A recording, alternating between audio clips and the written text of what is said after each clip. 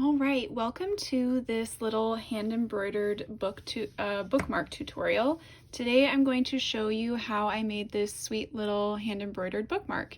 And the possibilities are really endless here. I will show you step by step how to make this exact one right here today, but hopefully I can come up with some new ideas of things you could stitch on here soon.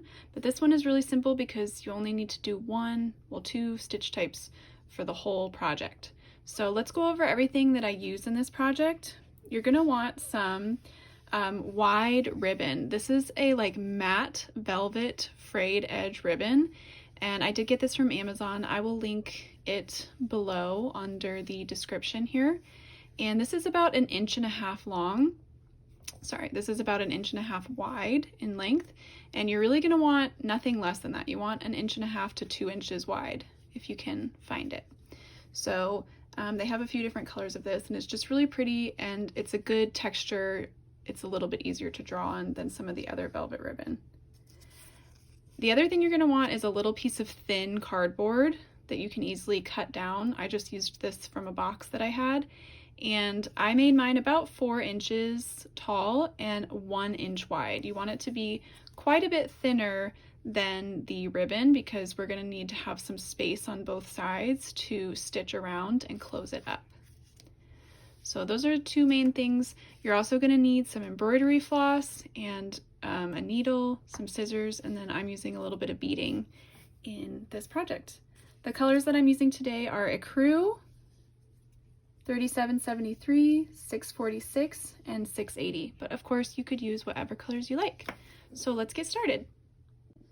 Forgot to mention one other thing you're going to probably want is a heat erasable pen. This is Pilot, and this is going to be good for drawing on our little lazy daisy flowers.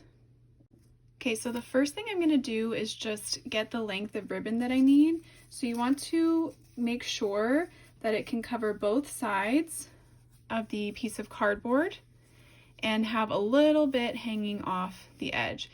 You can always, if you do it a little bit longer, that's okay, because you can always cut off any excess. So I'm going to do it about that long and then go ahead and just cut it off.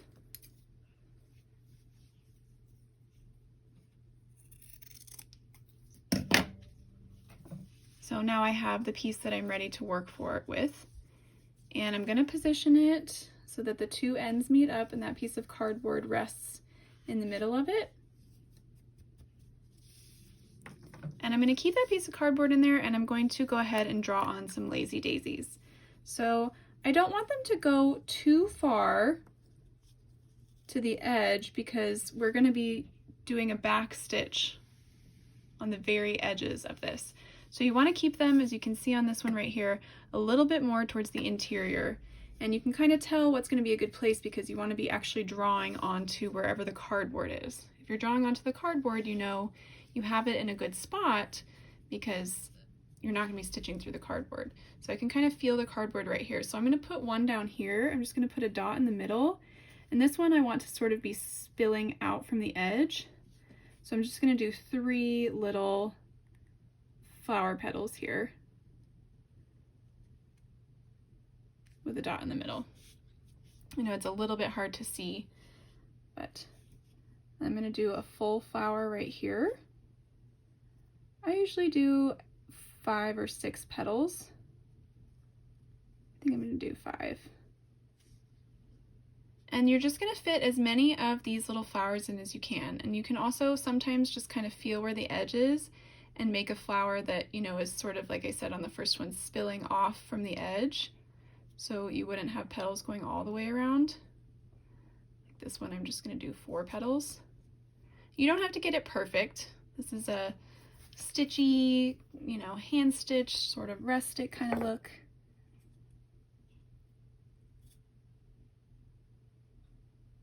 It's a little tricky sometimes to draw on this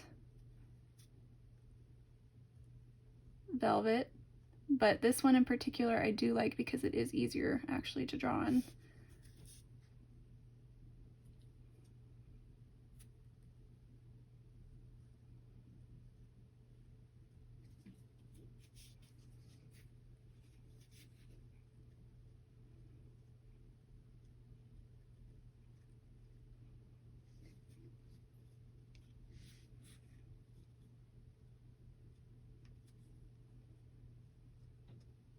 I'm going to do one more up at the top here.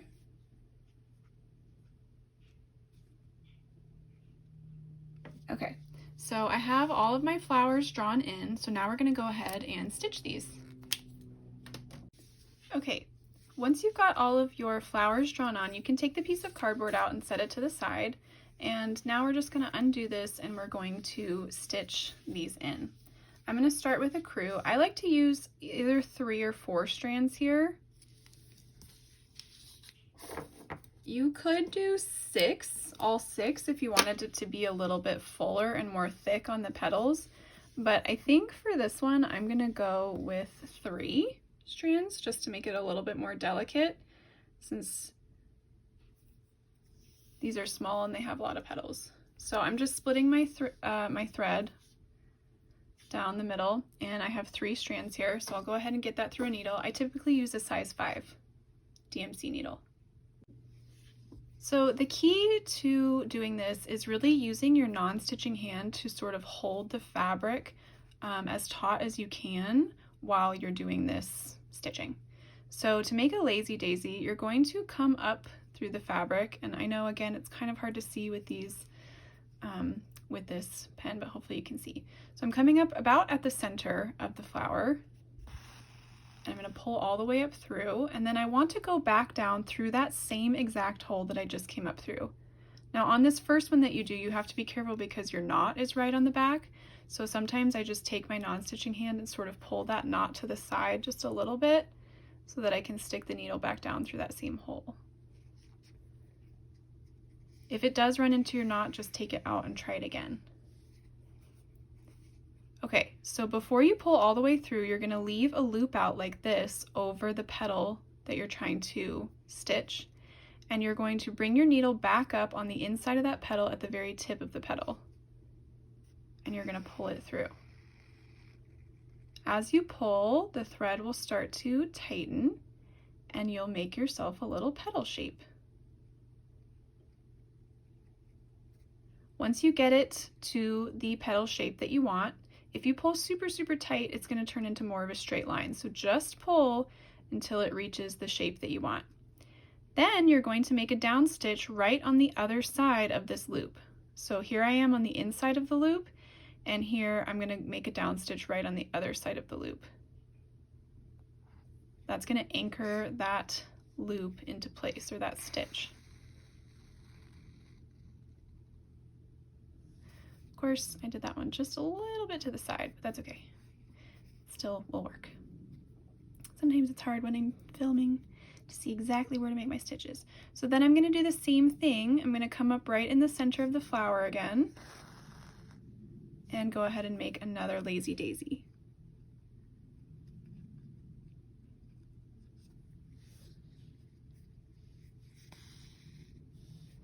The key with this ribbon embroidering is just like gentle. Just be gentle when you're holding the ribbon, gentle when you're pulling. Sometimes you can, your thread will sort of snag on the ribbon, so just make sure you're watching. It can be a little bit tedious,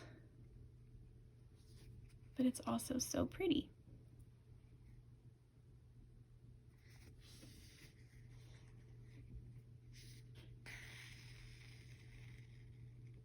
Slow and steady is going to win the race on this project. I'm going to get this final one done for this flower.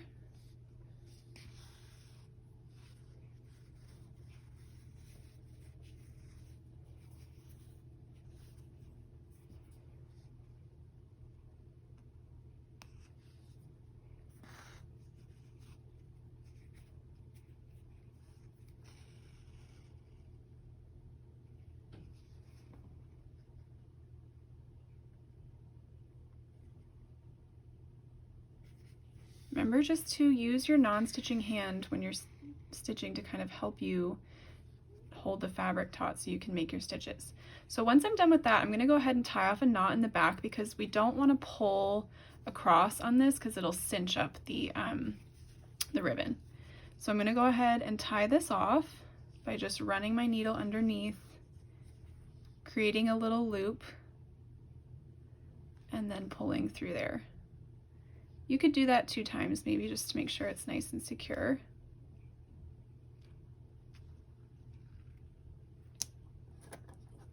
And then cut off some excess. So I've got this one done. So now I'm just going to basically fill in as many of these with the ecru as I want to. So I'm just going to skip over these 2 and then I'm going to fill in this one, skip over the next 2 and fill in this one. So I'm just sort of alternating every 3rd flower with the ecru. And you'll do that for all the flowers. So I'm going to use 3773 to fill in this flower and this one and this one, I think, or this one.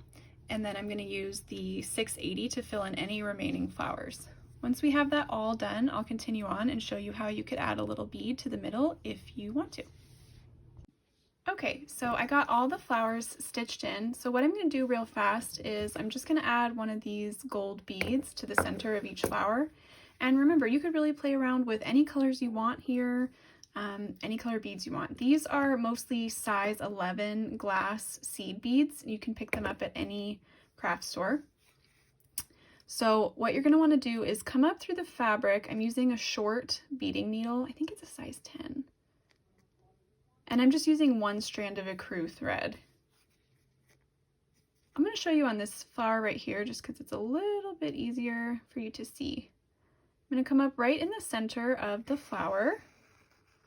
And then I'm going to grab a bead with my needle and push it down all the way. And then what you're basically going to do is just make a down stitch, just a tiny little space away, about whatever the width of the bead is from where you came up through the fabric. So I'm just going to go a tiny little stitch length away and go ahead and pull all the way through until that bead rests in place. Now with this one, since it's just 1 strand, I do go ahead and pull it across the back. I don't tie off a knot each time because it doesn't cinch it too much as long as you're gentle. So as soon as you pull it through and it hits the back of the ribbon, just stop pulling. Don't pull too tight or else it can kind of cinch it. But with just this 1 strand, I find that you can be gentle enough that you can do this all without having to tie off a knot every single time and then restart. So you could do that if you wanted to be extra careful, but the flowers are all close enough together that I think you could get away with it here. At least I have done so. So I'm gonna come up to this one.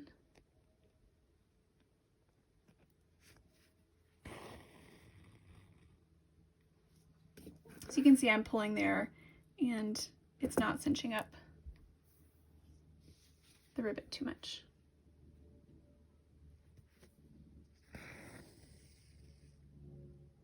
Okay, so I'm going to continue that until each flower has a bead in the center of it.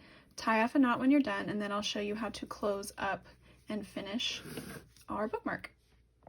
Okay, so when you're done adding all your beads, you're going to go ahead and place that piece of cardboard right in the center and push it all the way up and make sure that you meet up those 2 ends again with your ribbon. Now I have 3 strands of the 646 color here. And so I just want to make sure that that piece of cardboard is kind of right in the middle. And what I'm going to do is come up through the fabric and I'm just going to do a back stitch here. There are definitely some other stitch types you could use here and feel free to use those. But you want to just come up through the fabric This part is just a little tricky until you get it started. You could, if you wanted to, maybe, actually I'm going to take that back, don't do that. Never mind. Okay, so I'm going to come up through the fabric right above or next to where the fray starts, and then I'm going to make a little straight stitch out. Just make sure that you're going through the back each time. And now we'll do back stitch. So I'm going to come back up through the fabric of the ribbon, about a stitch length away, and then go back down through that same hole from the previous stitch.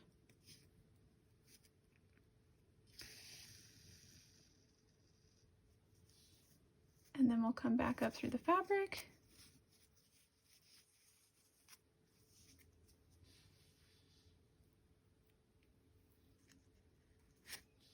A stitch length away, and go back down through that same hole from the previous stitch. And you're going to continue that way until you get all the way down to the bottom here. Now, when you get to the other side here, if your cardboard is a little bit too wide, this is a good time. You can actually take it out and just trim it down so it's a little bit skinnier so that you can finish closing in the other side. But hopefully you don't have to do that and you still have enough room to go up through and continue closing this until we get all the way back up to the top here. So I've just gone down this edge across the bottom where the cardboard ends, and I'll go back up here and then we'll come back and trim this off. You can see my stitch lengths are not like perfect. I like the sort of hand stitched feel of this bookmark and it's just really cute that way, but that's just how I like it, so do it however you want. You could also use like a more contrasting color here if you wanted the stitches to pop more, but either way, there's so much room to play here. Okay, so I closed this up. I'm just going to go ahead and trim off any excess here at the bottom. And voila! Here is the finished little stitchy bookmark. Perfect to put in whatever book you're reading. I've got my bookish ring on today from Agatar. Had to put it on for this. Anyways, hopefully you're reading Sarah J. Maas because I love her. If you don't, that's okay. All right, I'm rambling. So hope you guys enjoyed this tutorial. If you are enjoying my channel, please like this video and subscribe to my channel. I'm hoping to share a ton more DIYs throughout this year. And let me know if you have any questions.